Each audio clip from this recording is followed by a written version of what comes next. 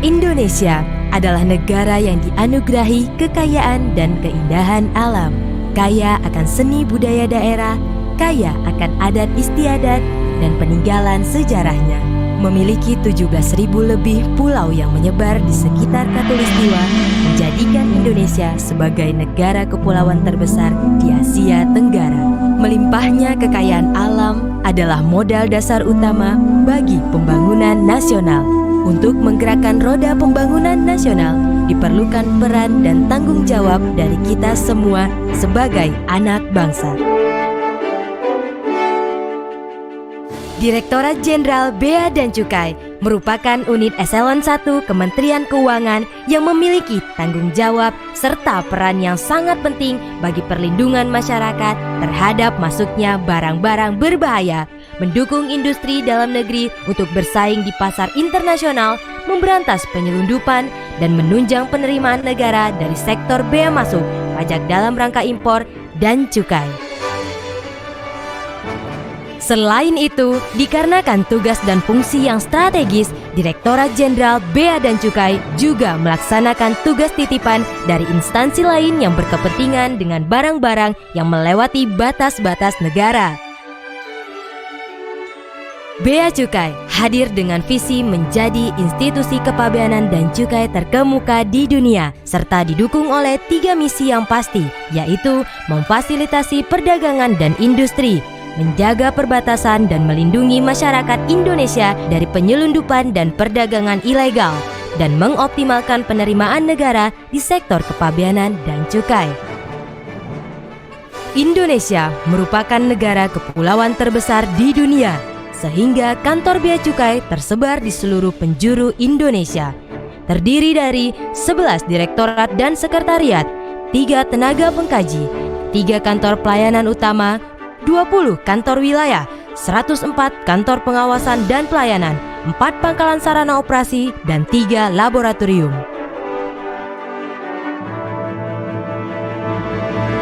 Dalam mendukung kelancaran arus barang dan pertumbuhan ekonomi Indonesia, Bea Cukai siap melayani kegiatan importasi dan eksportasi barang, pemeriksaan kiriman paket pos, kegiatan cukai, dan memberikan berbagai macam fasilitas, antara lain seperti Authorized Economic Operator, tempat penimbunan berikat, kemudahan impor tujuan ekspor, pertambangan, pembebasan bea masuk, dan pusat logistik berikat.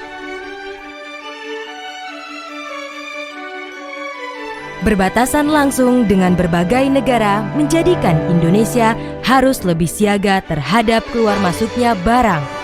Bea Cukai siap menjaga dan mengawasi keluar masuknya barang bawaan pelintas batas, barang ilegal, dan barang berbahaya.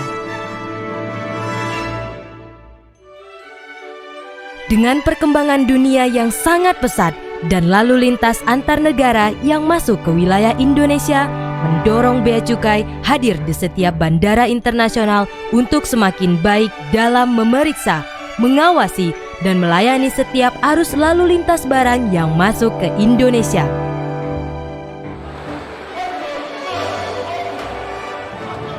Bea Cukai telah menorehkan berbagai macam prestasi, seperti penangkapan barang penyelundupan yang berbahaya, turut serta dalam penangkapan dan pemberantasan narkoba, mencegah dan menangkap hasil laut ilegal, kayu ilegal, rokok dengan cukai palsu, dan lain sebagainya.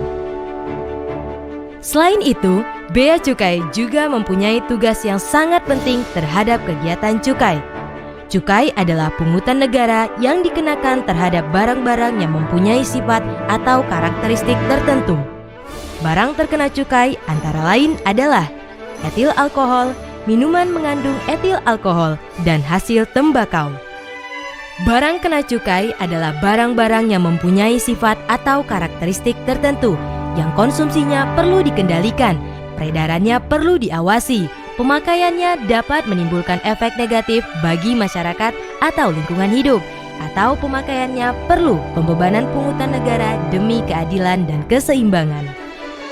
Langkah strategis telah dilakukan dalam perjalanan panjang menuju perubahan, antara lain penyempurnaan sistem manajemen kinerja, kantor yang modern berbasis teknologi, otomasi sistem pelayanan dan pengawasan, integrasi sistem manajemen resiko, unit kepatuhan internal, optimalisasi fungsi kehumasan dan layanan informasi.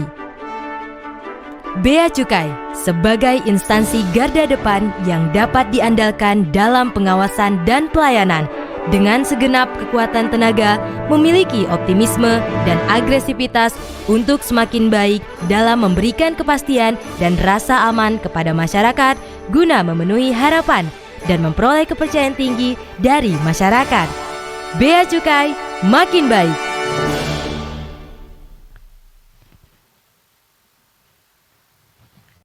Selamat pagi, Sobat Ekspor Impor, apa kabar? Sebelum memulai acara, kami sampaikan dahulu tata tertib pada kegiatan hari ini. Pertama, peserta wajib setting audio mute, kecuali ketika dipersilahkan berbicara oleh MC. Yang kedua, jika tidak mengalami kendala, atau peserta diharapkan untuk dapat menghidupkan tampilan video selama acara berlangsung. Yang ketiga, peserta dapat mengajukan pertanyaan melalui Slido di Linktree Humas BC Sulbaktara atau melalui chatroom, atau bertanya langsung melalui fitur raise hand pada Zoom Meeting. Peserta dapat mengakses juga virtual background, presensi, kuesioner pada link tersebut. Kemudian yang keempat, panitia berhak memilih penanya yang akan dibacakan pertanyaannya atau penanya yang diberikan kesempatan untuk bertanya langsung pada Zoom Meeting. Dan yang terakhir, peserta yang mengajukan pertanyaan secara langsung wajib menghidupkan video dan audio ketika dipersilahkan berbicara oleh moderator. Itulah tadi para Sobat Eksim, tata tertib acara kita hari ini, dan langsung saja kita mulai acara kelas ekspor impor episode ke-15.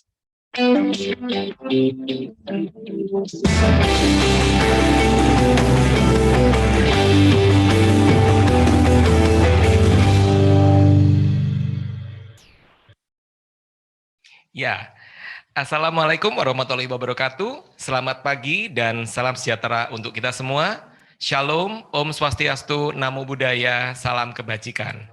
Puji dan syukur, marilah kita panjatkan kehadirat Tuhan Yang Maha Esa yang telah memberikan kesempatan dan kesehatan kepada kita semua untuk berkumpul bersama dalam acara kelas ekspor impor episode ke-15 dengan tema Cukai untuk minuman mengandung etil alkohol dan etil alkohol. Bapak dan Ibu yang kami hormati, perkenankan saya Arvan Carlo Johansa, Widya Iswara Ahli Madya pada BDK Manado, untuk memandu acara pada pagi hari ini hingga selesai. Sobat Eksim, kelas ekspor impor merupakan wadah yang berfungsi sebagai tempat untuk mencetak para eksportir dan importir. Kegiatan ini dilaksanakan sebagai bentuk bukti nyata Kanwil DJBC Sulbaktara dan BDK Manado dalam memfasilitasi masyarakat yang tertarik pada bidang ekspor dan impor. Tapi sebelum kita berlanjut ke acara berikutnya, perkenankan saya memandu pembacaan doa, dan kepada Bapak dan Ibu sekalian dipersilakan untuk berdoa menurut agama dan percayaan masing-masing. Berdoa dipersilahkan.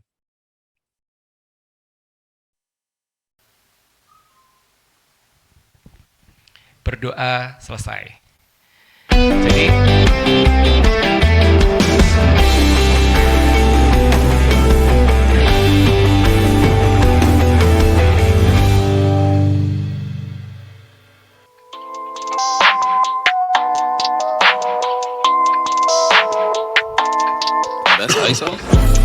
Rack it up, I got a bit of the bank to make me a safe house. Shake it up, she got her hands on her knees and she bringing the cake out. Smoke it up, I got some gas, some packs, I'm up in the greenhouse. ya, selamat pagi para Sobat Eksim yang berbahagia. Bagaimana kabar hari ini? Telah bergabung bersama kita dua narasumber yang luar biasa untuk materi kita hari ini mengenai cukai, minuman mengandung etil alkohol dan etil alkohol. Apa kabar Pak Samsul? Baik Pak. Siap. Apa kabar Mas Happy? Siap. Saya perkenalkan terlebih dahulu di awal dua narasumber kita yang luar biasa hari ini, yaitu Pak Samsul Bahri. Beliau adalah Kepala KPPBC Bea Cukai Kota Manado. Dan kemudian narasumber kedua kita adalah Pak Happy Jatmika, pelaksana di Kantor Pelayanan Bea Cukai Kota Manado. Apabila Sobat Eksim ingin bertanya, pertanyaan dapat disampaikan secara langsung dan melalui chat box kepada narasumber di sesi tanya jawab nanti, ya. Nah, untuk mengawali sesi diskusi kita hari ini, Mohon izin Pak Bapak-bapak narasumber untuk mungkin bisa membagikan materi terlebih dahulu terkait dengan cukai, minuman mengandung etil alkohol dan etil alkohol. Waktu dan tempat saya persilahkan.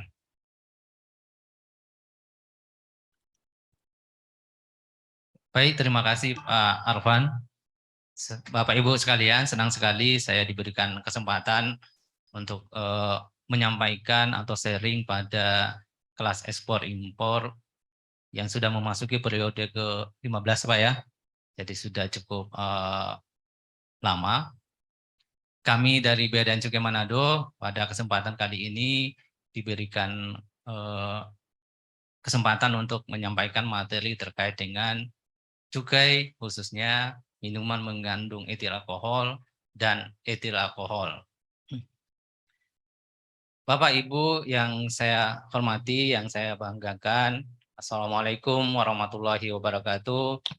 Salam. Salam sejahtera untuk kita semua. Salam, Om Swastiastu, Namo Buddhaya, salam kebajikan.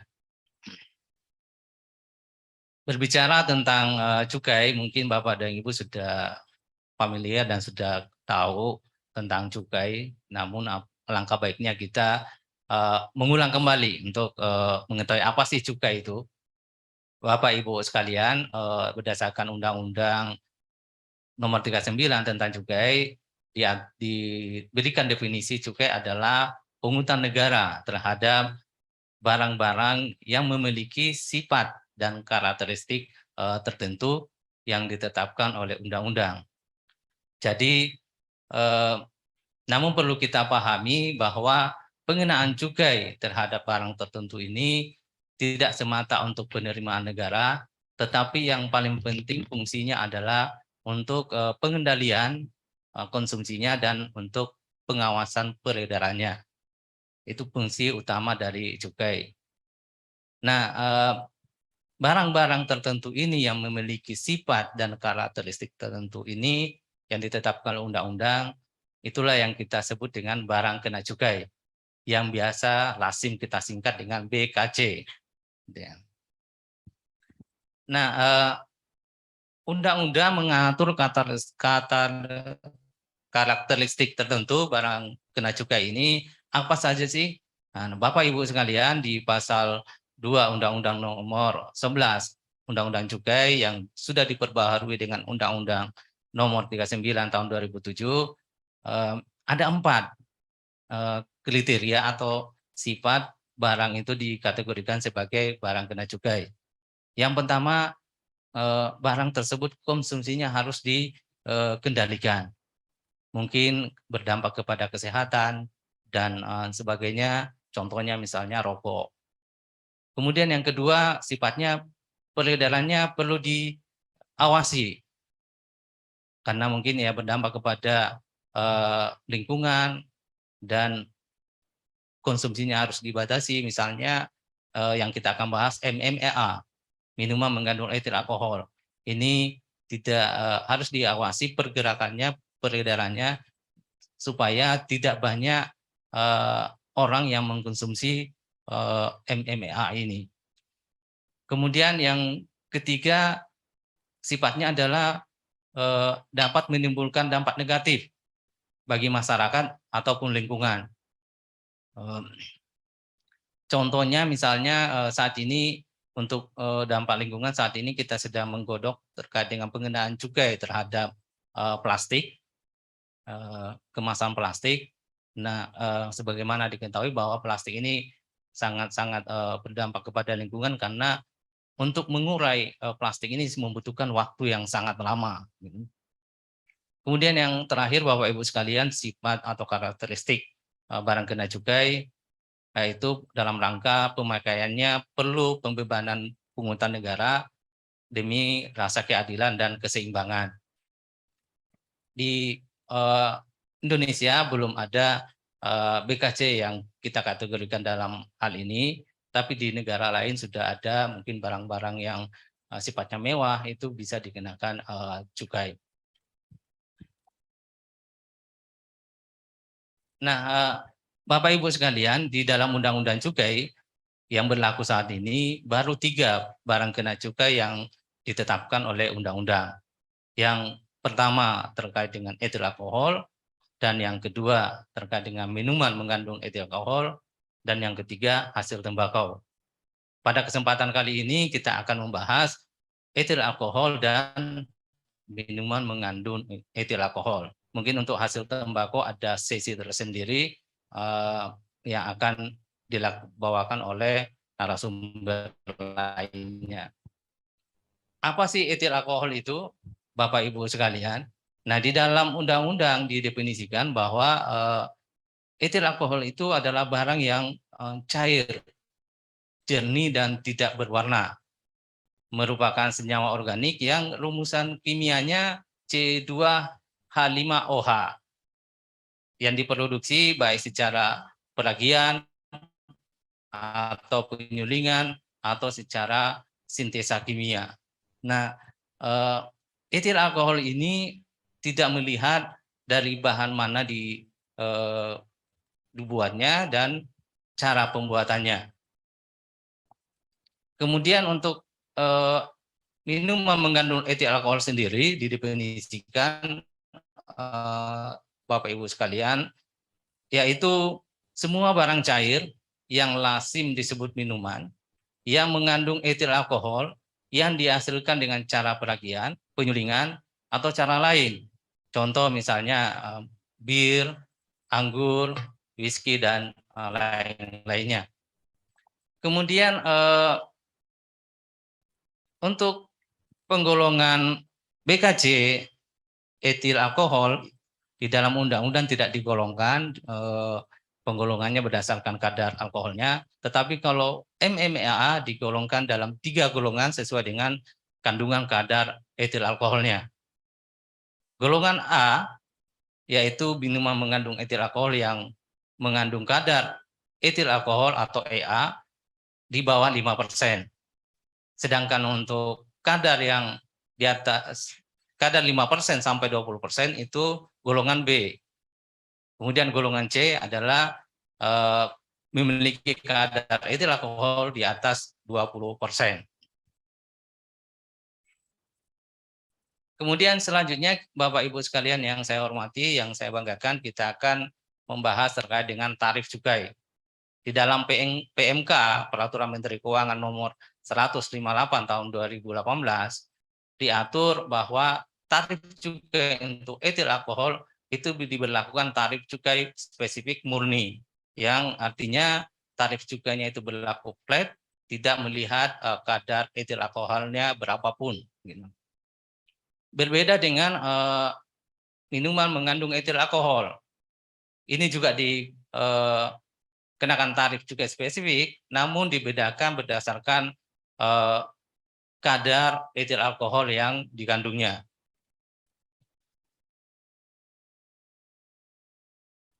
Ini tarifnya Bapak Ibu sekalian. Untuk etil alkohol, tadi saya sampaikan tarifnya flat, itu dikenakan tarif cukai produksi dalam negeri itu 20.000 per liter, sedangkan untuk etil alkohol impor tarifnya sama 20.000 per liter.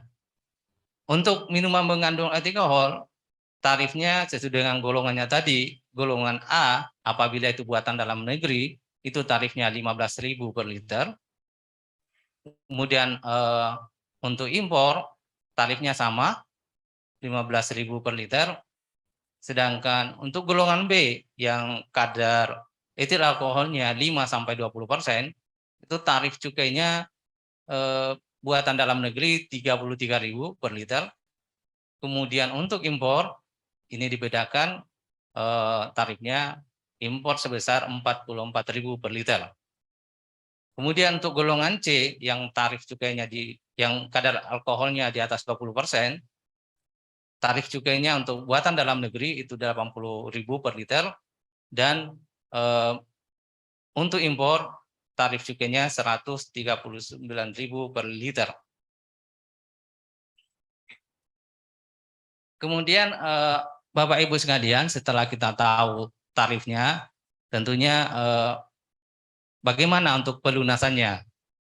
Bagaimana cara pelunasan cukai untuk etil alkohol maupun cukai MMA.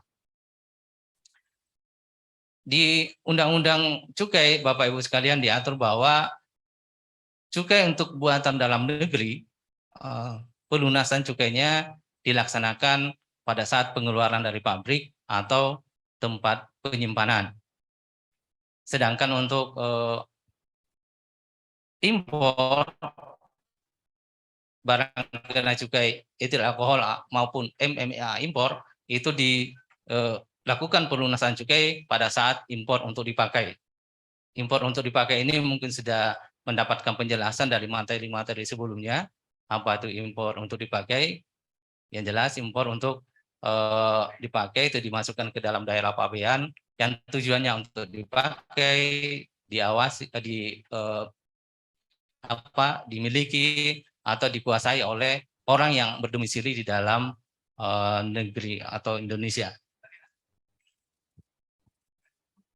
Nah, bagaimana cara pelulusannya, Bapak Ibu sekalian, terkait dengan BKC, etil alkohol dan MMA? Di dalam aturan Undang-Undang Cukai ada 3 cara pelunasan cukai. Yang pertama dengan cara pembayaran. Ini dilakukan terhadap cukai etil alkohol dan minuman mengandung etil alkohol yang golongan A atau kadarnya di bawah 5%.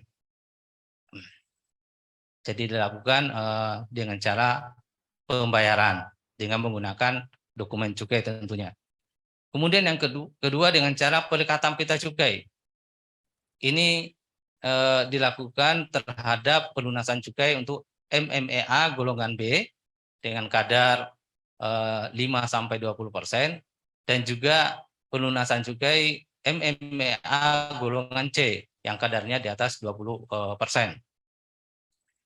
Kemudian yang ketiga dengan menggunakan pembubuhan tanda pelunasan pita cukai lainnya. Yang kita berlakukan di Indonesia baru cara yang pertama yaitu pembayaran dan pelekatan pita cukai. Sedangkan pembubuhan tanda pelunasan cukai kita belum menggunakannya.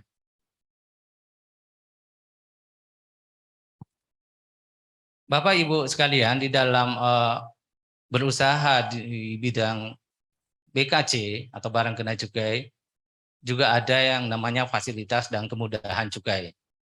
Yang salah satu kemudahan atau fasilitas cukai yang bisa kami berikan dari Bea dan Cukai adalah yang pertama tidak dipungut cukai. Tidak dipungut cukai ini diberikan kepada barang kena cukai, dalam hal ini etil alkohol atau MMA, yang merupakan produksi tradisional, tentunya dengan jumlah dan ketentuan tertentu yang tidak dikemas dalam penjualan eceran. Kemudian BKC yang diangkut terus atau diangkut lanjut tujuan luar daerah pabean. Kemudian BKC yang diekspor ini juga tidak dipungut cukainya. Kemudian BKC yang dimasukkan ke dalam pabrik atau tempat penyimpanan juga tidak dipungut cukainya. Kenapa? Karena pungutan cukainya akan dilakukan pada saat dikeluarkan dari pabrik atau tempat penyimpanan yang berikutnya. Kemudian yang selanjutnya BKC yang digunakan sebagai bahan baku atau bahan penolong dalam pembuatan barang hasil akhirnya merupakan BKC atau barang kena cukai. Jadi contoh misalnya etil alkohol yang dikirim ke pabrik MMA sebagai bahan baku pembuatan MMA, maka etil alkohol ini tidak dipungut cukainya. Kemudian yang tidak dipungut cukainya juga adalah BKC yang telah musnah atau rusak sebelum dikeluarkan dari pabrik atau tempat penyimpanan. Kemudian fasilitas yang kedua, Bapak Ibu sekalian, yang bisa kami berikan yaitu pembebasan cukai. Pembebasan cukai ini kami berikan terhadap barang kena cukai, tentunya karena kita membahas EA dan MMA, maka yang dimaksud adalah EA dan MMA. Yang pertama, terkait dengan BKC yang digunakan untuk bahan baku atau bahan penolong dalam rangka pembuatan barang hasil akhir yang bukan merupakan barang kena cukai. Jadi kalau tadi hasil akhirnya BKC itu tidak dipungut cukai, kalau hasil akhirnya itu bukan BKC, maka itu pembebasan cukai. Contoh misalnya ada etil alkohol yang dimasukkan ke dalam pabrik tisu, ya. Pabrik tisu itu menggunakan etil alkohol, maka etil alkoholnya ini dibebaskan cukainya. Kemudian yang kedua untuk keperluan penelitian dan pengembangan ilmu pengetahuan. Kemudian yang ketiga untuk keperluan perwakilan negara asing beserta para pejabatnya yang bertugas di Indonesia berdasarkan asas timbal balik. Jadi ini juga dibebaskan cukainya karena pejabat atau petugas kita di negara yang bersangkutan juga dibebaskan. Jadi kita memperlakukan asas timbal balik. Kemudian selanjutnya pembebasan cukai diberikan untuk keperluan tenaga ahli bangsa asing yang bertugas pada badan atau organisasi internasional di Indonesia. Kemudian yang selanjutnya pembebasan diberikan kepada barang penumpang, awak sarana pengangkut atau dan pelintas batas atau barang kiriman dalam jumlah yang ditentukan. Jadi Bapak dan Ibu khususnya yang penumpang yang keluar negeri yang masuk kembali lagi ke Indonesia membawa minuman mengandung etil alkohol ini mendapatkan pembebasan, namun dalam jumlah tertentu. Jadi untuk barang penumpang itu 1 liter per orang. Gitu. Kemudian yang bisa kami bebaskan juga terkait dengan pembebasan cukai BKC yang digunakan untuk tujuan sosial. Kemudian yang terakhir BKC yang digunakan yang dimasukkan ke dalam tempat penimbunan berikan.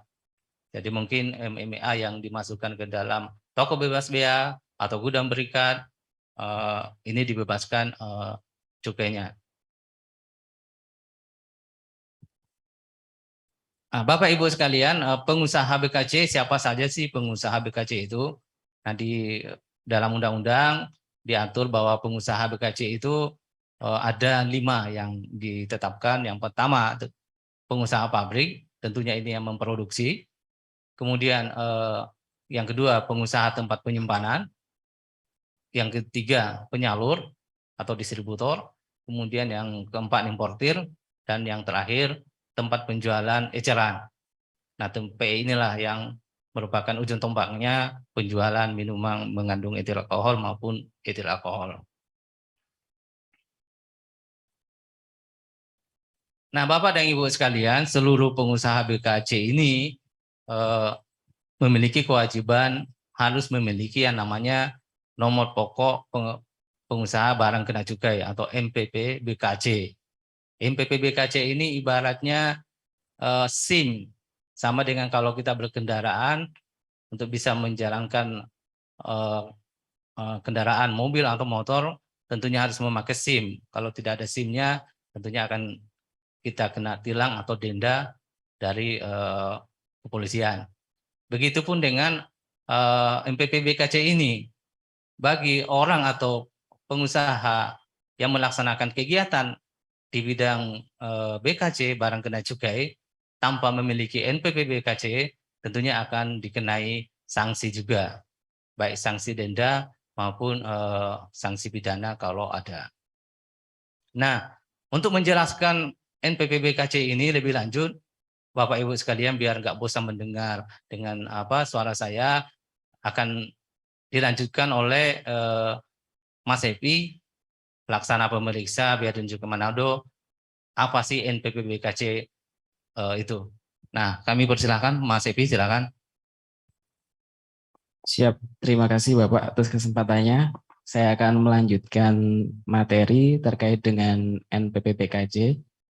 Jadi NPP BKC itu merupakan kewajiban yang harus dimiliki oleh setiap pengusaha BKC, seperti yang sudah dijelaskan oleh Bapak Kepala Kantor tadi. Untuk prosesnya dapat dilihat, untuk tahapannya pengurusan NPP BKC itu ada 2 tahap. Yang pertama adalah tahap pemeriksaan lokasi. Dan yang kedua adalah tahap permohonan untuk mendapatkan NPWP-KJ-nya. Untuk tahap pertama ini, pelaku usaha dapat mengajukan permohonan pemeriksaan lokasi kepada kantor pelayanan bea cukai sesuai dengan lokasi tempat pelaku usaha. Untuk janji layanan kami untuk pemeriksaan lokasi ini adalah 5 hari. Jadi 5 hari terhitung setelah pernyataan kesiapan pemeriksaan lokasi dalam permohonan yang disampaikan. Jadi dalam waktu 5 hari tersebut, dari pihak kantor bea cukai akan melakukan pemeriksaan lokasi. Hasil dari pemeriksaan lokasi tersebut adalah berita acara pemeriksaan. Jadi di dalamnya nanti akan terlihat bahwa tempat tersebut apakah layak untuk diberikan izin atau tidak. Kemudian yang kedua adalah tahap permohonan. Jadi setelah mendapatkan berita acara pemeriksaan dan sesuai lokasinya, maka pelaku usaha dapat mengajukan permohonan mendapatkan NPWP-KJ kepada kantor kami. Janji layanan kami 3 hari sejak diterima lengkap permohonan beserta lampiran syarat-syaratnya. Kemudian dari pihak kantor akan menyerahkan keputusan atau CAP NPWP-KJ beserta piagamnya, atau juga bisa surat penolakan apabila syarat-syarat yang sudah ditentukan atau dipersyaratkan tidak dapat dilengkapi oleh pelaku usaha. Dalam pemeriksaan lokasi ada beberapa syarat yang harus dimiliki oleh setiap pengusaha PKJ. Untuk pabrik, syaratnya itu tidak boleh berhubungan langsung atau memiliki pembatas permanen yang memisahkan antara rumah tinggal, halaman, bangunan, atau tempat-tempat lain yang bukan bagian dari pabrik itu sendiri. Kemudian yang kedua, untuk pabriknya itu harus berbatasan langsung atau dapat dimasuki dari jalan umum. Untuk yang ketiga, terkait dengan luas lokasi pabrik. Luasnya untuk pabrik etil alkohol itu paling sedikit 5.000 meter persegi.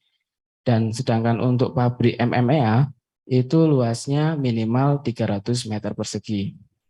Kemudian syaratnya yang lain yaitu harus memiliki tempat untuk menyimpan bahan baku atau bahan penolong.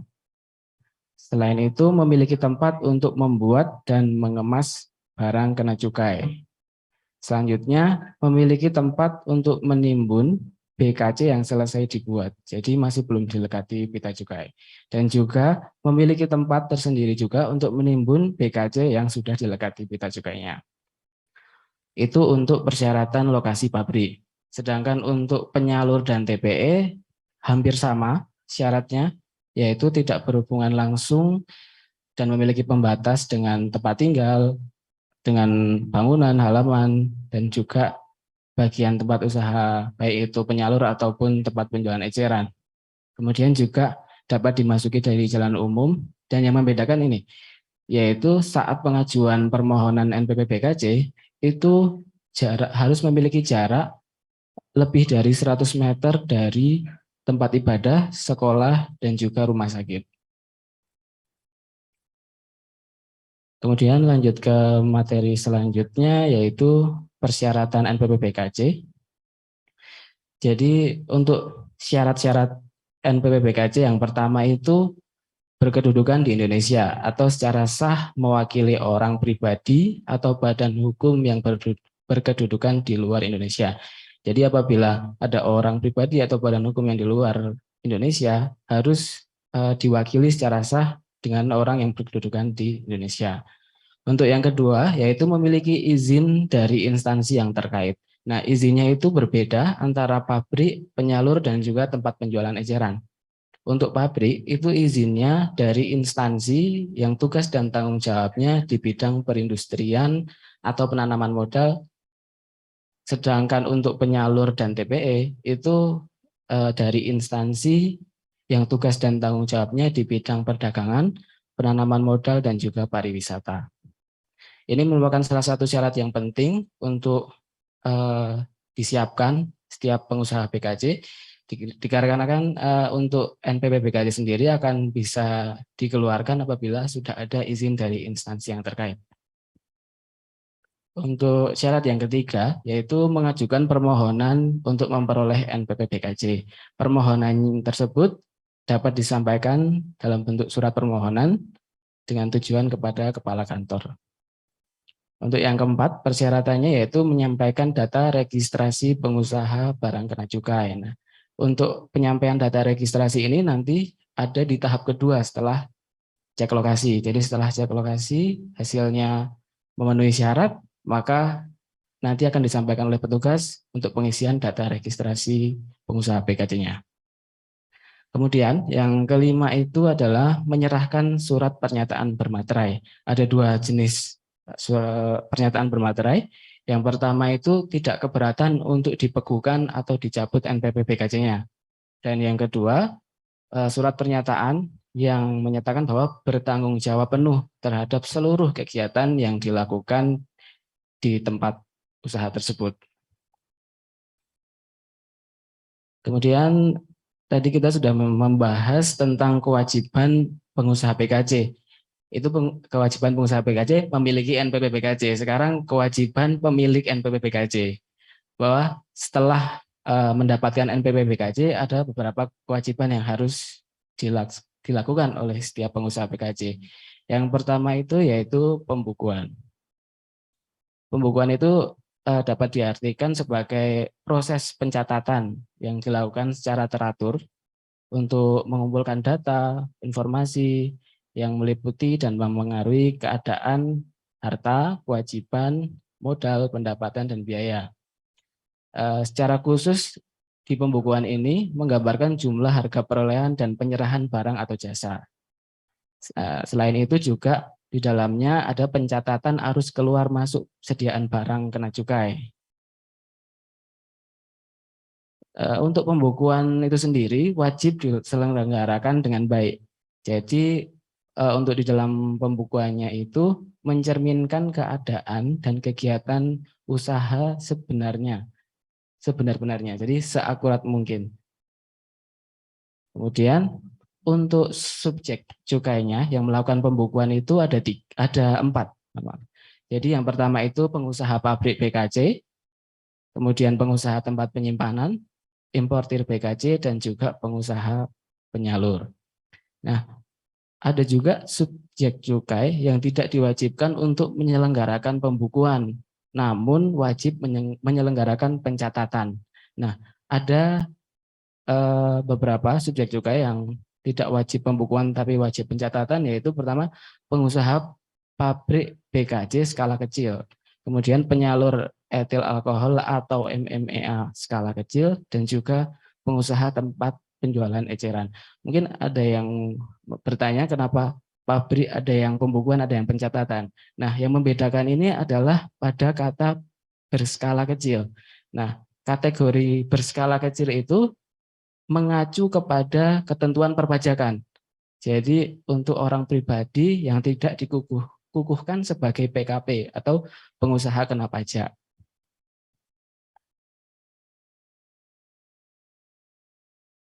Lanjut ke pembahasan selanjutnya, yaitu terkait dengan pembekuan izin NPP PKC. Bahwa apabila pengusaha sudah memperoleh izin NPP PKC, tidak menutup kemungkinan bisa dibekukan izin NPP PKC-nya. Jadi ada beberapa hal berdasar dengan Undang-Undang Nomor 39 Tahun 2007 bahwa ada beberapa hal yang bisa menyebabkan suatu izin NPP PKC itu dibekukan. Yang pertama itu adanya bukti permulaan yang cukup bahwa pemegang izin dari NPP PKC itu melakukan pelanggaran pidana di bidang cukai. Nah, yang dimaksud dengan bukti awal yang cukup itu apa? Nah, bukti awal yang cukup itu dapat dalam bentuk, yang pertama bisa dalam bentuk laporan kejadian, atau bisa dalam bentuk berita acara wawancara, laporan hasil penyelidikan, keterangan saksi atau ahli, dan juga bisa dari barang bukti. Kemudian yang kedua itu adanya bukti yang cukup sehingga persyaratan perizinan tidak lagi dipenuhi. Nah, Yang dimaksud dengan bukti yang cukup di sini bisa dari surat bukti penindakan yang dikeluarkan oleh pejabat bea dan cukai, menyatakan bahwa telah terjadi pelanggaran, bahwa izinnya tidak lagi dipenuhi, seperti itu. Kemudian yang terakhir, hal yang dapat menyebabkan suatu izin NPP-BKC dibekukan, yaitu pemegang izin dari NPP-BKC tersebut berada dalam pengawasan kurator sehubungan dengan utang. Kemudian selanjutnya, selain dibekukan, untuk NPP-BKC yang telah diberikan kepada pengusaha PKC juga dapat dicabut oleh kantor bea dan cukai. Ada beberapa hal yang menyebabkan suatu izin dari pengusaha PKC itu dicabut. Yang pertama itu permohonan sendiri, permohonan dari pemegang izin yang bersangkutan. Jadi pemegang izin memang atas niat pribadi ingin mencabut izin NPP-BKC-nya, mungkin memang sudah tidak mau menjual lagi, tidak mau di bidang itu lagi, jadi mereka mengajukan permohonan untuk pencabutan. Kemudian yang kedua, tidak dilakukan kegiatan selama 1 tahun. Nah, ini juga bisa menjadi salah satu sebab suatu NPP-BKC dicabut. Nah, di sini ada beberapa yang walaupun dalam waktu 1 tahun tidak melakukan kegiatan, tapi bisa tidak dicabut. Yaitu yang pertama, apabila pemegang NPP-BKC tersebut melakukan renovasi terhadap usahanya, lokasi usahanya. Nah, tapi untuk itu mereka harus melaporkan. Nah, melaporkan itu maksimal 7 hari sebelum kegiatan renovasi dilakukan. Itu yang pertama. Yang kedua, ada juga apabila pengusaha BKC mengalami bencana alam yang bencana tersebut di luar kemampuan yang bersangkutan, sehingga tidak dapat melakukan kegiatan usaha BKC lagi. Nah, itu wajib untuk melakukan pelaporan kepada kantor bea dan cukai maksimal 14 hari terhitung sejak terjadinya peristiwa bencana tersebut. Kemudian untuk selanjutnya, persyaratan perizinan tidak lagi dipenuhi. Nah, apabila persyaratan perizinannya sudah tidak lagi dipenuhi, maka izin NPP-BKC-nya juga bisa dicabut oleh kantor sewaktu-waktu. Yang selanjutnya, yang dapat menjadi penyebab dicabut, yaitu pemegang izin tidak lagi secara sah mewakili badan hukum dan orang pribadi berkedudukan di luar Indonesia, seperti yang sudah dijelaskan tadi di awal. Kemudian juga apabila pemegang izin dinyatakan pilot. Selanjutnya, tidak dipenuhinya ketentuan sebagaimana dimaksud pada ayat 3. Nah, ayat 3 ini mengacu pada pasal 14 ayat 3, di mana apabila orang pribadi memiliki izin NPP-BKC, kemudian orang tersebut meninggal, maka izinnya berlaku selama 12 bulan, dan dalam 12 bulan tersebut harus segera diperbarui izinnya. Seperti itu. Kemudian alasan yang lain yaitu apabila pemegang izin dipidana berdasarkan keputusan hakim yang mempunyai kekuatan hukum tetap karena melanggar ketentuan undang-undang, maka izin dari NPP-BKC-nya juga dapat dicabut. Kemudian pemegang izin melanggar ketentuan pasal 30. Pasal 30 Undang-Undang Cukai terkait dengan larangan bahwasanya suatu pabrik itu hanya boleh memproduksi BKC sesuai dengan izinnya. Apabila dia pabrik MMA, berarti dia hanya boleh memproduksi MMA, tidak boleh memproduksi hasil tembakau seperti itu. Jadi apabila terdapat pelanggaran di situ, maka dapat dicabut izinnya. Kemudian yang terakhir, apabila NPP-BKC-nya dipindah tangankan, dikuasakan, atau dikerjasamakan dengan orang atau pihak lain tanpa persetujuan dari menteri, maka NPP-BKC dari orang tersebut atau pihak tersebut dapat dilakukan pencabutan juga. Di sini saya juga akan menyampaikan terkait dengan realisasi penerimaan cukai dari kantor KPPBC TMPC Manado. bahwasanya dari tahun 2020 itu total penerimaan cukai sebesar 13.193.476.400. Kemudian naik di tahun 2021 menjadi 18.455.359.600. Dan untuk tahun 2022 sendiri sampai dengan tanggal 5 Oktober untuk penerimaan cukai kantor Bea Cukai Manado sudah mencapai 20.473.820.800. Ini sampai bulan Oktober tanggal 5. Masih ada beberapa bulan lagi dan masih ada kesempatan untuk peningkatan penerimaan cukainya. Mungkin sekian materi yang dapat disampaikan. Saya kembalikan lagi kepada Bapak Arfan. Terima kasih, Pak. Siap, terima kasih Mas Jatnika, gitu ya, Mas Happy. Kita beri applause ya Bapak dan Ibu sekalian, para Sobat Eksim. Nah, selanjutnya para Sobat Eksim yang ingin bertanya, pertanyaan dapat disampaikan secara langsung atau melalui chat box kepada narasumber di sesi tanya jawab. Dan Sobat juga dapat bertanya melalui Slido di Linktree Humas BC Sulbaktara. Ya. Nah, di meja saya nih sudah ada beberapa pertanyaan, mohon izin Bapak dan dari narasumber ya, ada beberapa pertanyaan saya bacakan. Yang pertama adalah mengenai, coba dijelaskan ulang mengenai karakteristik BKC Pak. Kira-kira itu seperti apa? Tadi mungkin yang bertanya ini tidak mengikuti dari awal gitu ya, penjelasan dari Bapak yang baik tadi. Silakan Pak Samsul dulu, mungkin yang pertama. Baik, terima kasih atas pertanyaannya. Jadi sebagaimana saya sampaikan tadi bahwa karakteristik barang kena cukai yang diatur di dalam undang-undang itu ada 4 sifatnya. Ya, yang pertama konsumsi perlu dikendalikan. Jadi karena BKC ini harus dikendalikan konsumsinya karena mungkin membahayakan kesehatan, mungkin membahayakan lingkungan, membahayakan kesehatan yang karena dikonsumsi, sehingga perlu dikenakan cukainya. Tujuan pengenaan cukai di sini adalah agar tidak banyak orang untuk mengkonsumsi, Pak.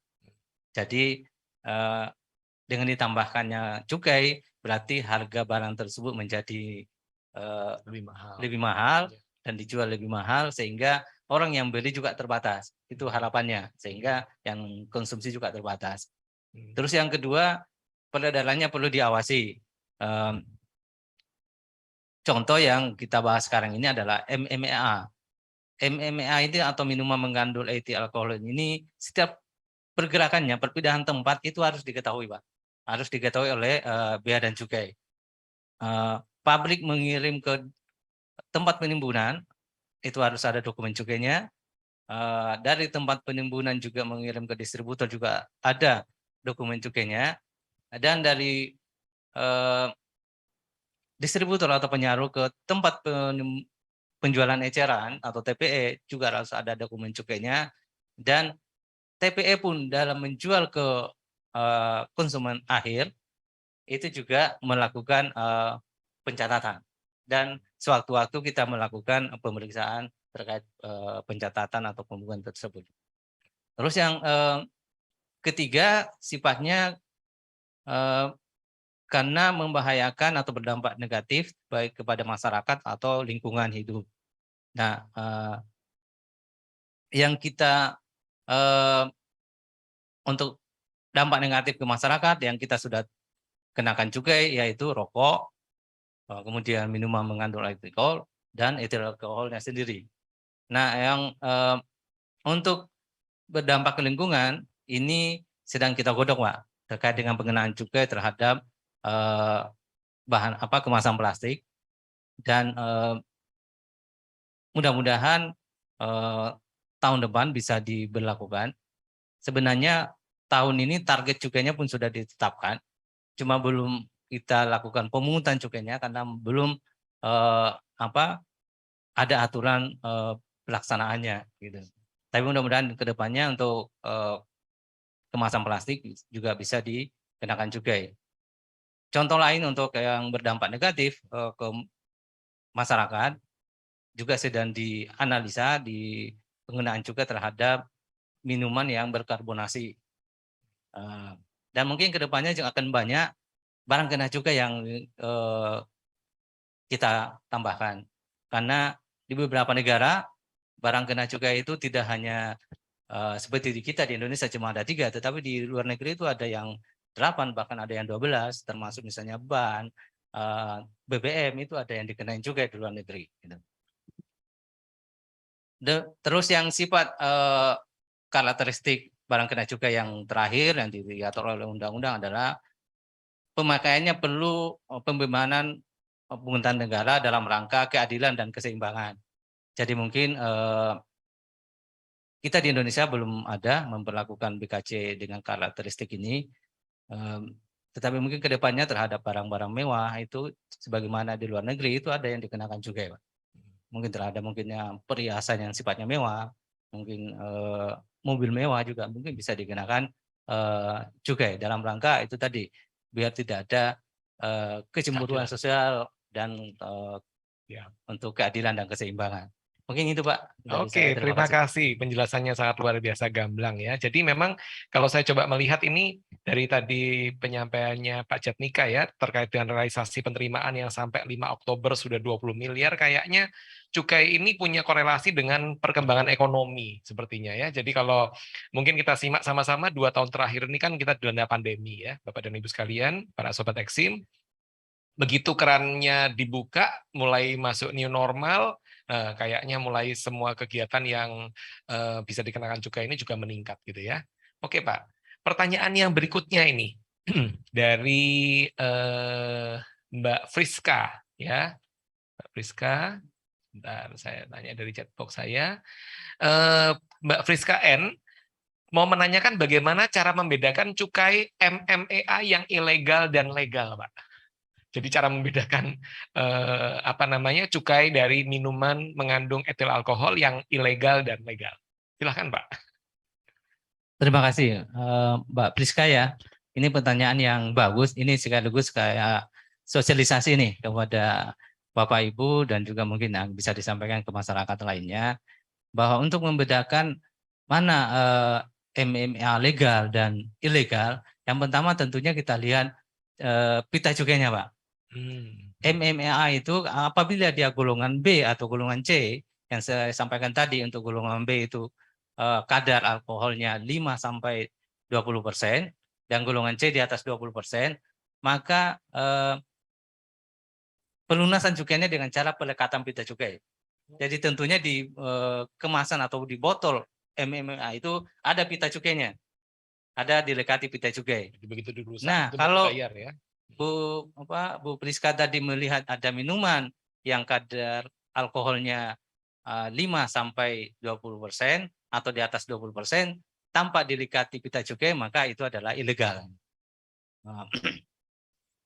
Terus itu yang pertama, lihat pita ada pitanya atau tidak. Terus yang kedua, kalau dia berpita dia palsu atau tidak atau asli gitu Pak. Jadi harus dilihat juga pitanya asli atau tidak. Untuk yang asli kita sudah melakukan sosialisasi, kita sudah karena setiap tahun pitanya itu diganti, baik warnanya, serinya, dan untuk menghindari pemalsuan kita tiap tahun selalu ganti Pak. Itu yang dicetak di Perum Peruri ya? Ya, dicetak oleh Perum Peruri. Jadi kalau sudah pertama tadi lihat ada tidak pitanya, kalau ada pitanya dia asli atau tidak. Terus yang kedua, pitanya asli tetapi sesuai enggak dengan peruntukannya. Misalnya jangan sampai dia golongan C tetapi ditempeli pita yang golongan B. Ini kan tarifnya berbeda gitu. Mungkin itu Pak. Siap, dari saya. terima kasih. Jadi mungkin Bea Cukai sejauh ini sudah punya alat yang canggih untuk mengidentifikasi gitu ya terkait tadi pita cukai yang asli dan palsu tadi ya. Itu yang paling penting mungkin. Ya, siap, luar biasa. Jadi dalam rangka mengamankan penerimaan negara, Bapak dan Ibu sekalian, para sobat Eksim, Bea Cukai pun sudah sigap ya untuk memindai dari MMA yang ilegal dan legal. Kemudian pertanyaan kedua dari Pak Eko Prasetyo, ya. Bagaimana sejauh ini pengawasan yang dilakukan oleh kantor Bea Cukai terhadap barang cukai MMEA atau cukai tembakau? Jadi pengawasannya seperti apa Pak kira-kira sejauh ini sudah dilakukan? Ya, terima kasih Pak Eko terkait dengan pengawasan terhadap MMA dan hasil tembakau yang dilakukan oleh Bea Cukai Manado. Kami memang ada satu unit Pak yang melakukan pengawasan yang setiap harinya melakukan monitoring, melakukan kegiatan intelijen, operasi pasar, melakukan patroli darat untuk mengetahui di wilayah kerja Bea Cukai Manado ada atau tidak BKC atau barang kena cukai, dalam hal ini MMA atau mungkin hasil tembakau yang ilegal tadi, atau tidak memiliki izin NPWP BKC yang disampaikan oleh Mas Happy tadi. Nah, di tahun 2022 ini kami memang sedang membuat program Pak, program penertiban tempat penimbunan tempat penjualan tempat penjualan eceran minuman mengandung etil alkohol atau TPE MMA, dan sekaligus melakukan pembinaan. Dan di 2022 ini sampai dengan September sudah ada 13 tempat penjualan eceran yang baru, yang berizin, yang memiliki NPWP BKC. Dan yang tidak memiliki NPWP BKC juga kami melakukan penindakan dengan memberi pengenaan sanksi denda, dan sampai dengan September ini kami sudah mengenakan denda sebesar 1,6 miliar. Ini dibandingkan dengan tahun sebelumnya ini naik sangat signifikan dari penindakan yang TPE MMA yang tidak berizin. Di tahun 2021 itu hanya mengenakan denda sebesar 125 juta. Jadi kenaikannya hampir 1.200% gitu Pak. Mungkin itu Pak yang kami lakukan. Terima kasih. Ya, jadi memang perlu ya ada imbangan dari law enforcement Bapak dan Ibu sekalian para sobat Eksim. Jadi memang di satu sisi kebijakan untuk meregulasi itu benar, tapi kemudian juga diikuti dengan tindakan untuk menegakkan aturan ya dengan baik. Nah, ini ada pertanyaan lagi yang sudah sampai di meja saya terkait dengan minuman tradisional Pak, cap tikus gitu ya. Jadi mohon izin, kalau nggak salah ini ya penanya ini bertanya mengenai kan tadi Bapak menjelaskan mengenai barang yang dikenai cukai itu baru 3 untuk Indonesia, dan di luar negeri tadi sebagai perbandingan ada 8, ada yang 12. Nah, tapi kok ada BKC yang dapat diberikan fasilitas pembebasan cukai gitu. Jadi agak terkesan kontradiktif. Itu Bapak bisa jelaskan seperti apa? Iya Pak, terima kasih. Jadi sebagaimana saya sampaikan tadi bahwa undang-undang mengatur terkait dengan fasilitas yang bisa diberikan kepada pengusaha atau orang yang berusaha di BKC atau barang kena cukai. Yang ada 2, tidak dipungut cukai dan pembebasan cukai. Kami jelaskan tadi salah satunya adalah yang tidak dipungut cukai adalah MMA yang dibuat secara tradisional. Ya mungkin di sini ada cap tikus. Tentunya dengan ketentuan bahwa produksi per harinya itu tidak lebih dari 25 liter Pak per hari. 25 liter. Kemudian tidak dikemas dalam penjualan eceran. Dan semata-mata hanya untuk mata pencarian masyarakat setempat. Jadi kalau produksinya lebih dari 25 liter per hari, berarti kan tidak dikenakan, tidak masuk dalam kategori tidak dipungut cukai. Atau sudah dikemas dalam penjualan eceran. Dikemas dalam penjualan eceran ini dalam artian dia sudah memiliki merek, sudah dikemas dalam satu satuan penjualan dan sebagainya gitu. Kemudian yang ketiga salahnya adalah semata-mata untuk mata pencarian penduduk setempat.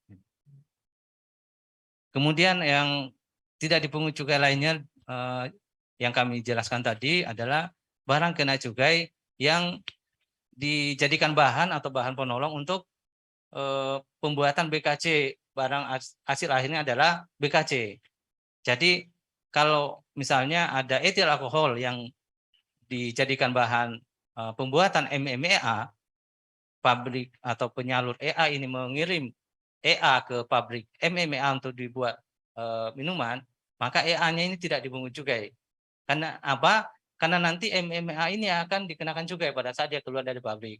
Ini untuk menghindari double cukai, Pak, pengenaan 2 kali cukai. Dan tentunya kan akan merugikan pelaku usaha gitu.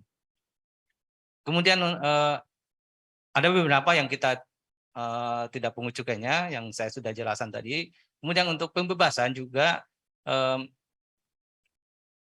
diberikan kepada BKC yang dijadikan bahan baku atau bahan penolong pembuatan hasil akhirnya bukan barang kena cukai. Jadi misalnya ada etil alkohol atau EA yang digunakan untuk bahan baku pembuatan tisu. Nah, tisu ini kan bukan BKC, Pak. Yang BKC kan cuma ada 3 tadi yang kita bahas ya. Nah, tisu ini bukan BKC, tetapi EA-nya ini kita bebaskan dari cukainya karena digunakan untuk produk yang hasil akhirnya bukan BKC. Gitu. Ini untuk fungsi itu tadi, fungsi cukai kan untuk pengendalian dan pengawasan peredarannya. Sehingga kalau BKC ini dipakai untuk menjadi bukan BKC, maka justru itu kita dorong, Pak. Itu kita dorong biar BKC ini tidak banyak dikonsumsi. Dijadikan bahan baku atau bahan penolong itu malah lebih bagus gitu. Mungkin itu, Pak. Terima kasih. Luar biasa ya. Terima kasih Bapak Samsul Bahri.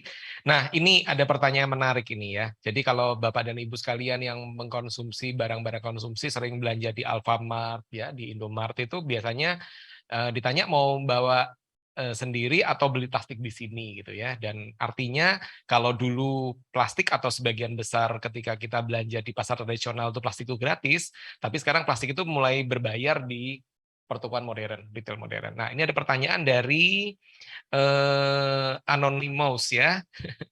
Jika plastik diberi tarif cukai, apakah harga plastik Alfamart naik, Pak? Jadi maksud saya begini, penjualan Alfamart yang mentarifkan Rp200 per lembar plastik itu larinya kemana gitu ya? Sebagai produk jualannya atau nanti berbeban pajak atau di store ke bea cukai gitu kan? Mungkin itu pertanyaannya. Silahkan. Ya, Pak, terima kasih. Jadi mungkin perlu saya klarifikasi dulu, Pak ya. Bahwa pengenaan biaya 200 perak ya, Rp200 untuk kemasan plastik di Alfamart atau mungkin di toko mana, itu bukan cukai, Pak. Jadi itu bukan cukai ya, Bapak dan Ibu. Pemerintah belum menerapkan cukai untuk kemasan plastik. Jadi belum. Jadi kita belum menerapkan. Adapun yang di toko Alfamart atau di mana yang mengenakan Rp200 itu bukan penerimaan cukai. Mungkin kebijakan untuk mengurangi pemakaian plastik. Ya, mungkin kebijakan perusahaan dalam rangka go green atau sebagainya, dia mengenakan tambahan 200 perak atau Rp200 terhadap kemasan plastik itu. Jadi seolah-olah kita beli, Pak, itu. Ya. Tapi bukan cukainya dan itu tidak masuk ke penerimaan negara. Gitu. Oke. Siap. Terima kasih, Pak. Jadi lebih jelas ya. Jadi Bapak dan Ibu, para sobat Eksim yang akan menjadi konsumen itu tahu bahwa Rp200 yang dibebankan oleh Alfamart dan Indomart dan retail modern itu tidak lari ke DCBC gitu ya. Oke. Nah, sekarang pertanyaan yang menggelitik ini saya dapatkan dari para sobat Eksim. Kan tadi Bapak jelasin fungsi dari cukai itu adalah agar membatasi konsumsi gitu ya, karena barang tadi itu cenderung memiliki dampak buruk pada kesehatan dan lain sebagainya seperti tembakau, seperti etil alkohol dan segala macam. Nah, sekarang ada nggak rumah sakit, Pak. Ya, jadi ini pertanyaannya rumah sakit kayak rumah sakit paru-paru atau rumah sakit ketergantungan obat atau rumah sakit yang penyakitnya itu patut diduga oleh karena komplikasi akibat etil alkohol yang dibangun dari dana pungutan atau cukai etil alkohol, Pak. Jadi yang dana yang maksudnya begini, kan biasanya ini penerimaan negara bukan pajak gitu ya, dimasukkan di kas negara, nanti baru negara mendanjain berdasarkan program yang diberikan. Nah, tapi sekarang ada nggak yang spesifik memang mau dibangunnya itu dari dana seperti itu, Pak? Silakan. Baik, terima kasih Pak Arfan. Ini juga pertanyaan yang sangat-sangat menarik. Ya, jadi apa namanya, penerimaan cukai ini merupakan salah satu eh, penyumbang atau penyokong penerimaan negara, Pak, yang tentunya masuk di dalam APBN. Nah, mungkin ada yang dampaknya langsung, ada yang tidak langsung ya. Jadi APBN ini digunakan ya untuk membangun rumah sakit dan puskesmas dan sebagainya, yang sumber dananya dari APBN, di mana APBN ini salah satu penyokong penerimaan adalah cukai, yang mungkin yang berasal dari cukai MMA maupun hasil tembakau. Ini yang mungkin yang sifatnya tidak langsung, Pak ya. Kemudian ada yang langsung. Jadi kalau di cukai hasil tembakau itu ada namanya dana bagi hasil cukai, Pak. Dana hasil apa? Dana DH bagi hasil cukai hasil tembakau. Pemda ya. Oke. Ini peruntukannya sebagian untuk kesehatan. Jadi untuk kesehatan yang nantinya tergantung dari kebijakan Pemda yang menerima dana bagi hasil ini, apakah dana peruntukan kesehatan ini dibangun rumah sakit atau untuk pengobatan dan sebagainya, ini tergantung dari Pemdanya, Pak. Tapi sudah ada dana bagi hasil cukai hasil tembakau yang salah satu peruntukannya adalah untuk kesehatan. Oh gitu ya. Ya. Tapi nggak ada ditentukan SOP-nya oleh Kementerian Keuangan terkait tujuan penggunaan dana bagi hasil cukai itu nggak ada ya?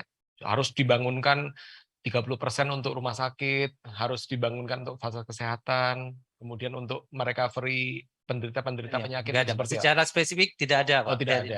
Tidak diatur, hanya mengatur bahwa 30% untuk kesehatan. 30% untuk kesehatan. Nah, apakah digunakan untuk bangun rumah sakit, dan ada juga Pemda yang mau bangun rumah sakit dari hasil DBH atau dana bagi hasil ini, Pak.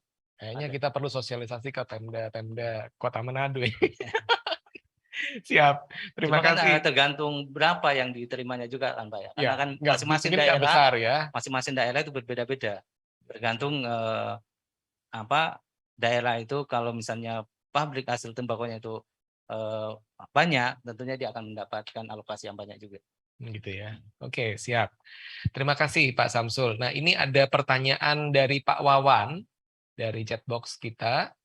Pak Wawan menanyakan terkait dengan pencabutan izin NPP BKC, apakah terdapat keberatan apabila terdapat keberatan atas dicabutnya BKC tersebut, NPP BKC ya, dan potensi gugatan ke pengadilan pajak. Jadi kan kewenangan mencabut izin itu ada di tangan Bapak gitu ya. Kemudian bila ada keberatan atas pencabutan NPP BKC tadi, bagaimana dengan resiko potensi gugatan ke pengadilan pajak? Demikian Pak pertanyaannya, silakan. Iya Pak, jadi nanti bisa ditambahkan Mas Happy ya. Yang dijelaskan tadi Mas Happy terkait dengan pencabutan NPP BKC itu kan ada beberapa kriteria Pak, termasuk dari permohonan yang bersangkutan. Kemudian tidak memenuhi persyaratan lagi atau tidak memenuhi izin lagi. Tentunya perbedaan pendapat mungkin dari sisi petugas maupun pengusaha bisa berbeda, Pak. Jadi mungkin dari sisi kami dari Bea dan Cukai mengatakan pabrik ini sudah tidak memenuhi syarat perizinan lagi sehingga harus dicabut. Namun pengusaha merasa masih memenuhi. Nah, ini perbedaan pendapat bisa bisa terjadi, dan ada hak untuk pengusaha untuk mengajukan keberatan tadi, silakan diajukan keberatan, tentunya ke keatasan yang memberikan izin tadi, yang mencabut izin tadi. Jadi kalau Bea Cukai Manado mencabut izin dan yang bersangkutan keberatan bisa mengajukan ke Kanwil Bea dan Cukai Sulawesi Bagian Utara, walaupun melalui kami, nanti kami teruskan ke Kanwil gitu. Kemudian untuk gugatan di Pengadilan Tun ya Pak ya. Ini juga silakan saja, itu hak pengusaha untuk apabila merasa, karena keputusan pencabutan izin NPPBKJ ini adalah keputusan pejabat negara yang merupakan objek bisa dijadikan Tata objek usaha sengketa. negara. Gitu. Oh, ya, siap. Jadi silakan saja Pak, itu haknya. Namun silakan Mas Epi kalau ingin menambahkan secara teknis mungkin ada, silakan. Siap, izin Pak. Saya juga satu pendapat dengan Bapak Kepala Kantor terkait dengan pencabutan izin NPPBKJ. Pasti perbedaan pendapat itu pasti ada ya Pak. Maksudnya tidak memungkiri adanya, semisal kita melakukan pencabutan NPPBKJ kepada suatu perusahaan, kemudian perusahaan tersebut merasa tidak seperti itu. Tapi kembali lagi, kami pasti melakukan pencabutan izin itu berdasarkan dengan syarat-syarat tadi Pak, seperti semisal memang permohonan dari yang bersangkutan atau memang sudah tidak dilakukan kegiatan selama 1 tahun seperti itu. Jadi dalam pelaksanaan pencabutan itu kami juga tidak asal melakukan pencabutan Pak. Jadi pasti berdasarkan dengan apa yang ada dalam undang-undang. Jadi tapi tetap tidak menutup kemungkinan apabila pihak yang akhirnya dicabut izinnya tidak setuju atau bagaimana, perbedaan pendapat itu juga tidak masalah. Tapi kalau dari Bea Cukai sendiri untuk melakukan pencabutan itu pasti berdasarkan dengan undang-undang yang ada. Seperti itu. Terima kasih. Oke, terima kasih Pak Samsul dan Pak Happy ya. Nah, di sini sudah ada lagi pertanyaan dari Anonymous. Apakah sudah ada rencana cukai untuk minuman berpemanis yang dijual di gerai pasar modern, sedang ramai di Twitter, minuman tersebut berdampak buruk pada kesehatan? Seperti itu Pak pertanyaannya. Silakan, Ya, Pak. terima kasih Pak. Mungkin tadi sudah saya sempat singgung sedikit ya Pak, terkait dengan minuman berkarbonasi atau berpemanis ini ya. Sampai sekarang memang belum dikenakan cukai Pak, tapi sedang dalam proses penggodokan, analisa, dan masih dalam pembahasan dengan DPR Pak. Tentunya kan karena untuk pengenaan cukai itu harus dasarnya undang-undang, dan tentunya untuk undang-undang adalah kewenangan pemerintah dan DPR. Gitu. Jadi kita masih menunggu, dan untuk dampaknya kepada masyarakat, khususnya kesehatan masyarakat, ini memang pasti semua orang berpendapat sama bahwa minuman yang berpemanis ini bisa berdampak ke kesehatan. Gitu. Ya, siap. Oke, Pak, ada lagi pertanyaan. Kalau saya mau jualan minuman beralkohol, syaratnya apa saja ya Pak? Dan apakah harus ke kantor Bea Cukai? Kemudian kira-kira biayanya berapa ya Pak untuk mengurus perizinannya? Seperti itu pertanyaannya. Terima kasih atas pertanyaannya. Yang pertama, untuk menjual minuman mengandung etil alkohol, maka harus tadi sudah disampaikan Mas Epi, harus memiliki yang namanya izin NPPBKJ, nomor pokok pengusaha barang kena cukai. Nah, untuk mendapatkan NPPBKJ ini, silahkan mengajukan permohonan kepada kantor Bea dan Cukai yang membawahi wilayah tersebut. Kalau wilayahnya di wilayah kerja Manado, Bea Cukai Manado, maka diajukan di Bea dan Cukai Manado. Bea Cukai Manado memiliki wilayah kerja 11 kabupaten kota, Pak. Jadi mulai dari Pulaan Mongondo sampai ke Miangasana. Jadi itu wilayah kerja Bea dan Cukai Manado. Untuk biaya, kami sampaikan di sini bahwa seluruh layanan Bea dan Cukai Manado itu gratis, Pak. Tidak ada biaya ataupun pungutan lainnya. Jadi silakan saja Bapak Ibu yang ingin berusaha di bidang BKJ MMA, yang ingin menjual MMA, maka yang harus dimiliki adalah izin NPPPKC tempat penjualan eceran. Untuk izinnya ini disampaikan ke kami dan janji layanan kami itu 5 hari untuk pemeriksaan lokasi. Tapi selama ini kami laksanakan 3 hari, Pak, untuk pemeriksaan lokasi untuk tahap satunya. Untuk tahap 2-nya pengajuan permohonan janji layanan kami itu 3 hari. Tapi yang selama ini kami lakukan itu 1 hari sudah selesai. Dan sekali lagi gratis, tidak ada biaya. Jika ada oknum yang meminta biaya, silahkan dilaporkan ke kami atau jalur-jalur pengaduan yang ada di Bea dan Cukai. Siap. Terima kasih Pak penegasan dari Bapak Kepala Kantor ya. Jadi memang gratis Bapak dan Ibu sekalian dan silahkan Bapak dan Ibu yang memenuhi syarat untuk memproduksi minuman etil beralkohol untuk berusaha di bidangnya. Nah, ini ada pertanyaan, kenapa minuman MMA golongan A tidak ada label atau pita cukainya? Terima kasih. Ya, betul ya. Golongan A itu tidak ada pita cukainya, Pak. Iya, siap. Terima kasih, Pak. Iya. Monggo.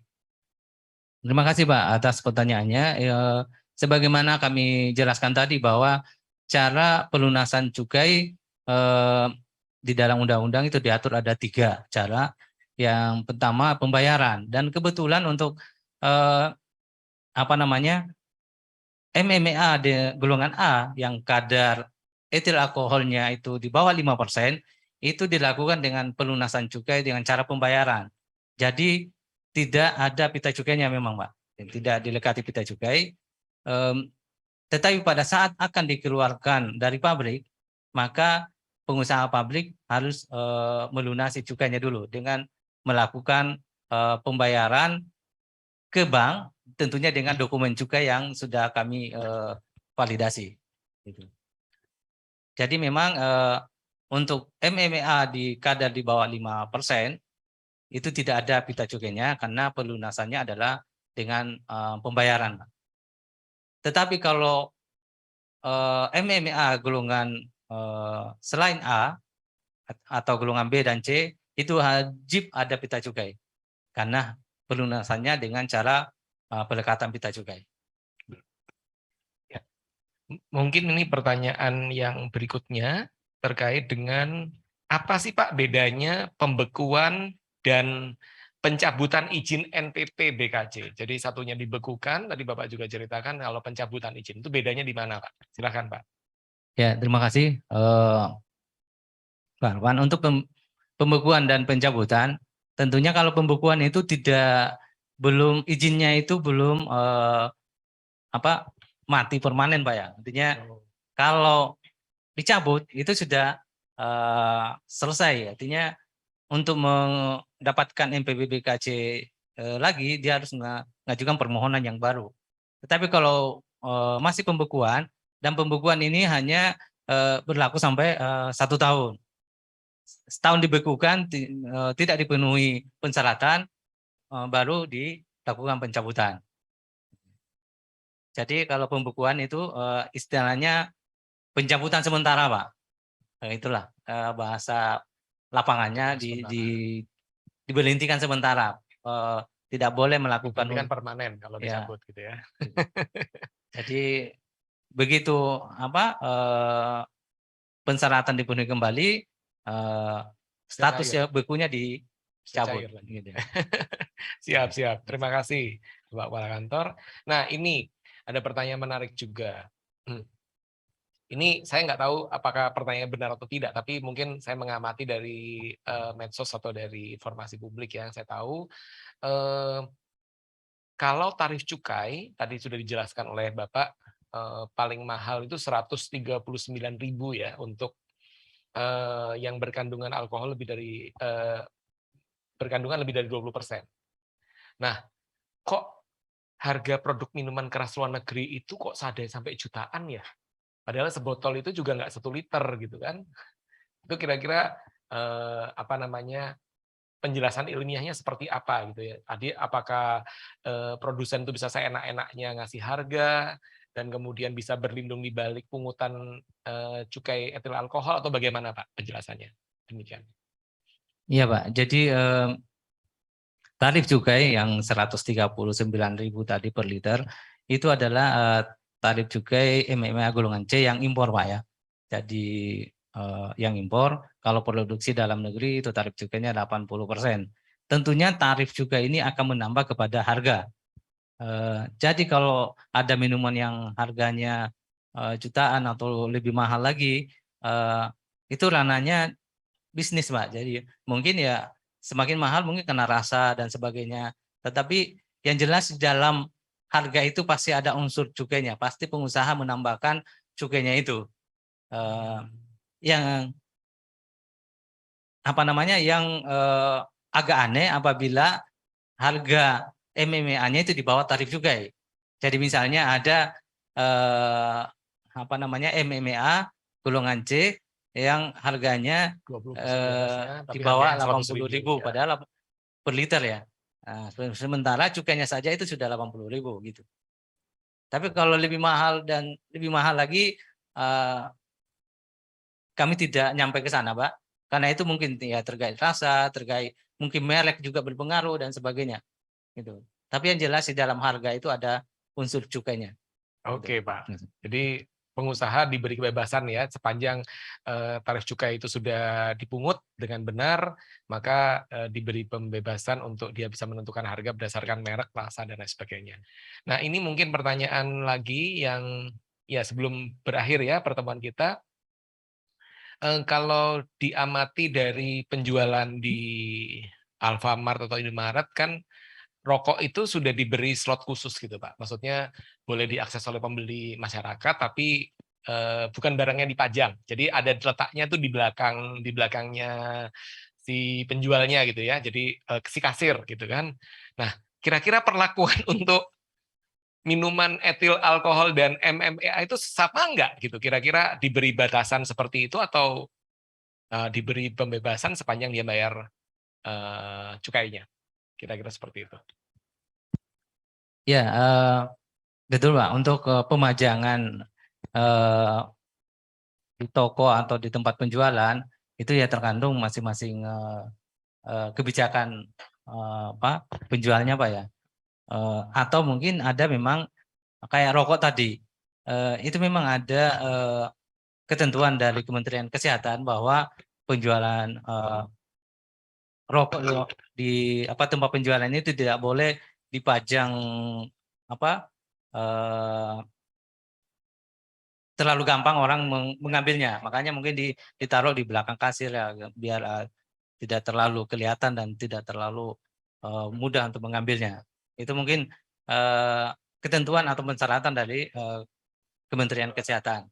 Tetapi dari sisi Bea Cukai sendiri itu tidak mengatur tata letak penjualannya, Pak. Yang penting sudah dilunasi cukainya, sudah memenuhi ketentuan di bidang cukai, kita sudah selesai gitu. Siap. Kemudian bagaimana Pak dari Pak Alfrens ini ya dari PT Energi bla bla bla bagaimana satu minuman alkohol itu dikategorikan mengandung etil. Jadi bagaimana caranya Bapak bisa memberikan cukai atau tidak memungut cukai gitu Pak. Mungkin itu arah pertanyaan gitu. Jadi kan harus mengandung dulu etil alkohol. Nah, bagaimana kita mengetahui kandungan etil alkoholnya?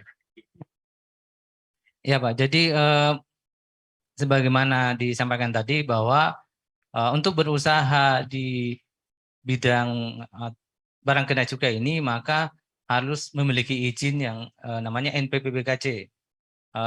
Tentunya pada saat menyampaikan izin dia juga menyampaikan produksinya kadarnya berapa. Pengusaha akan menyampaikan kepada kami, Mbak. Dan kami pun secara sampling atau mungkin periodik akan melakukan pengecekan kadarnya. Kita memiliki lab bea dan cukai ada, Pak, yang kita bisa gunakan untuk memeriksa kadarnya. Di Kota Manado ini ada labnya ya, Pak ya? Di Kota Manado ini ada di Bea Cukai Bitung ada. Oh, di Bea Cukai Bitung. Tapi di awal pengusaha yang mendeklar, Mbak, produksi saya dengan merek ini, misalnya merek A, dengan kadar apa, gitu dengan ya? kadar etil alkohol sekian persen, gitu. Ya, itu diajukan pada saat Jadi kan setelah mereka mendapatkan NPWKJ, maka pengusaha mengajukan permohonan penetapan tarif atas merek BKJ-nya, Pak. Oke. Siap. Nah, ini ada Sama. pertanyaan lagi Pak dari Pak Mateos ya, dari KEK Bitung. Tadi dia menyambung pertanyaannya Pak Nugroho. Artinya masih banyak objek yang dapat dijadikan potensi cukai. Tadi mungkin inline dengan yang Bapak bilang. Kalau kita cuma punya 3, sementara luar negeri ada 8, ada 12. Gitu. Mungkin Bapak bisa jelaskan ulang. Silahkan Pak. Iya Pak, kalau potensi dikenakan cukai itu masih banyak sebenarnya. Cuma dalam penerapan pengenaan cukai, tentunya kan pemerintah akan melakukan analisa, kalkulasi, kesanggupan daya beli masyarakat dan sebagainya. Dan yang paling penting adalah legalnya, Pak, harus disetujui oleh pemerintah dan DPR dalam bentuk undang-undang. Gitu. Ya, yang menjadi paling penting semua pungutan itu harus berbasis aturan gitu ya, kira-kira seperti itu. Oke, kemudian ini mungkin yang terakhir Bapak, pertanyaan dari ada 2 ini, ada pertanyaan. Pertama, saya sering beli minuman alkohol Pak, mau bertanya apabila saya beli miras di penjual eceran yang tidak memiliki izin bea cukai, apakah termasuk pelanggaran? Itu yang saya gabungin aja ya, karena waktu kita sudah terbatas. Apakah untuk penjualan bir memerlukan NPP BKC, Pak? Itu pertanyaan kedua. Jadi pertanyaan pertama adalah apakah kategori melanggar hukum bila membeli minuman beralkohol tidak pada pihak yang mendapatkan izin bea cukai, dan kemudian untuk penjualan bir memerlukan NPP BKC atau tidak? Silahkan Pak. Ya. Terima kasih atas pertanyaannya. Jadi yang kita jangkau dengan peraturan adalah pengusahanya, Pak. Pengusaha tempat penjualan eceran. Sementara orang yang membeli harusnya punya kewajiban, Pak, untuk menyampaikan ke kita, melaporkan ke kita bahwa di sana ada TPE atau tempat penjualan eceran minuman mengandung etil alkohol yang menurut saya atau saya lihat belum ada NPP BKC-nya, Pak. Karena pengusaha TPE itu punya kewajiban untuk memajang, Pak, izin NPP BKC-nya. Ya. Itu kewajiban pembeli. Nah, kalau yang pengusahanya pasti melanggar, Pak, dan itu ada sanksinya. Kalau kami tahu dan bisa kami melakukan penindakan. Tetapi yang beli sendiri tidak terjangkau ketentuan, tetapi punya kewajiban moral mungkin, Pak, punya tanggung jawab untuk bisa menginformasikan kepada kami, bisa melalui email, bisa melalui telepon, bisa atau datang langsung ke kantor juga, silahkan gitu. Karena terus terang SDM kami, pegawai kami terbatas, Pak. Dengan luasnya wilayah kerja Bea dan Cukai Manado yang saya sampaikan tadi, 11 kabupaten kota, dari belahan Mongondo Utara sampai di Miangas, tentunya kami kesulitan untuk melakukan pengawasan yang optimal. Sehingga dukungan, bantuan dari masyarakat tentunya kami sangat harapkan agar kami bisa melaksanakan penindakan atau terhadap pengusaha yang ilegal yang tidak memiliki izin. Terima kasih. Oke, terima kasih. Luar biasa. Kita beri aplaus ya, yang meriah buat para narasumber kita. Tidak terasa Bapak dan Ibu, para Sobat Eksim, 90 menit sudah kita lewati bersama. Itu artinya pertemuan kita akan segera berakhir. Namun jangan khawatir, Sobat Eksim dapat mengikuti kelas ekspor impor episode selanjutnya yang ke-16 pada hari dan jam yang sama. Kami ingatkan kembali untuk Sobat Eksim agar dapat mengisi presensi dan kuesioner evaluasi di Linktree Humas BC Sulbaktara. Sekali lagi kami ucapkan terima kasih kepada Pak Samsul Bahri dan kepada Mas Happy, ya, 2 narasumber kita yang luar biasa kompeten hari ini, yang telah berkenan untuk berbagi pengetahuan kepada kita semua. Sangat menginspirasi, ya. Sobat Eksim, ada apa di kelas ekspor impor episode ke-16? Mari kita simak teaser berikut ini.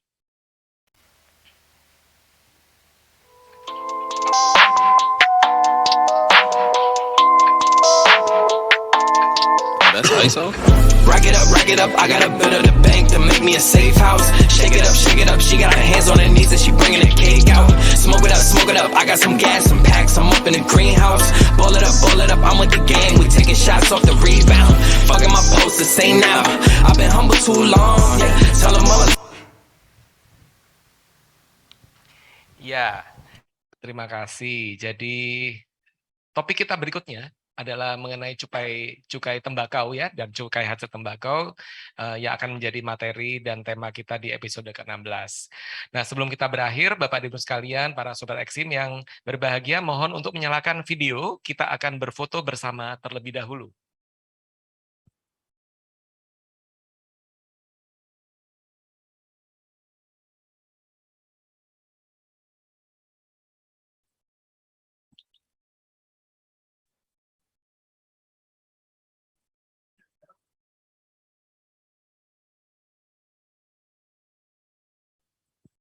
Oke, terima kasih Bapak dan Ibu sekalian. Selamat melanjutkan aktivitas kepada Pak Samsul Bahri dan kepada Mas Happy Jatmika. Semoga dapat berjumpa kembali di lain kesempatan. Dan demikian berakhirlah pula acara kita dari pagi hingga siang hari ini. Kami mengucapkan terima kasih sebesar-besarnya atas partisipasi dari Bapak dan Ibu sekalian para Sobat Eksim. Sekaligus kami juga memohon maaf bila terdapat hal-hal yang kurang berkenan selama pelaksanaan acara ini. Semoga acara ini bermanfaat bagi kita semua. Bea Cukai makin baik. Saya Arfan Carlo Johansa, Widya Suara di BTK Manado, izin undur diri. Sampai jumpa di kelas ekspor impor episode berikutnya. Selamat siang. Wassalamualaikum warahmatullahi wabarakatuh.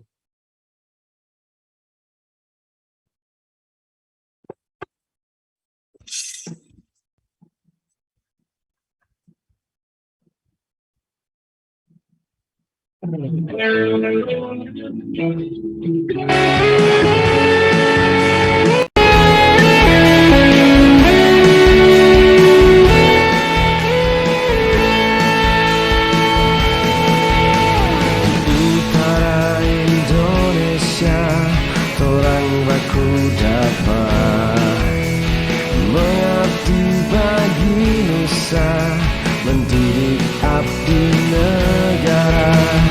Tanah ini melambai, alam sejuk dan damai.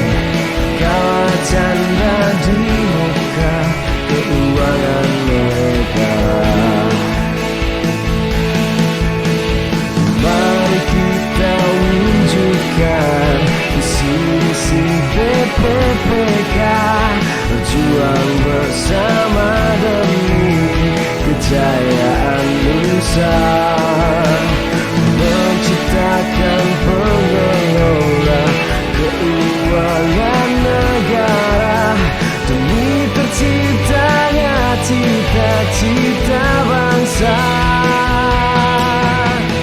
Kamilah BDK Manado yang selalu ada menjaga citra Kementerian Keuangan, bersama bersatu bekerja dan bahagia. BDK Manado memang beda.